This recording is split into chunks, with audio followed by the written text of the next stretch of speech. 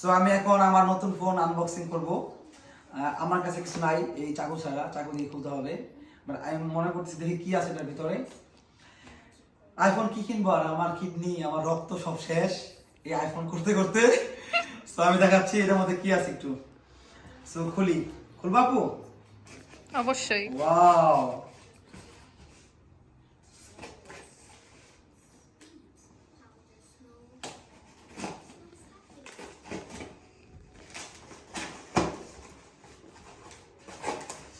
এটা হচ্ছে আমার রিসিপ্ট।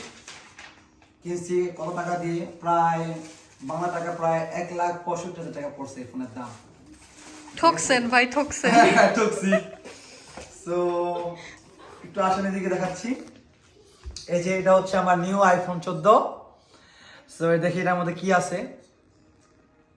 এটা খুলে কি হবে? হ্যাঁ, পাইসি খোলা system, no Warsi.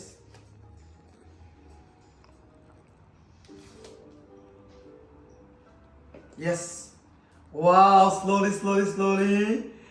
And this is the point here.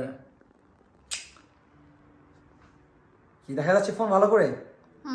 এটা হচ্ছে কি কি কালার বলছেন আপু? Deep purple. আর কি নাম? এই আইফোনের বৈশিষ্ট্য আমি বলি, সচরাচর এরকম মডেলই করে, যেহেতু 13 দেখছি আমরা। বাট এটা হালকা লাইট ওয়েট, এটা সবচেয়ে বড় প্লাস পয়েন্ট। এবং এই কালারটা অসম্ভব সুন্দর।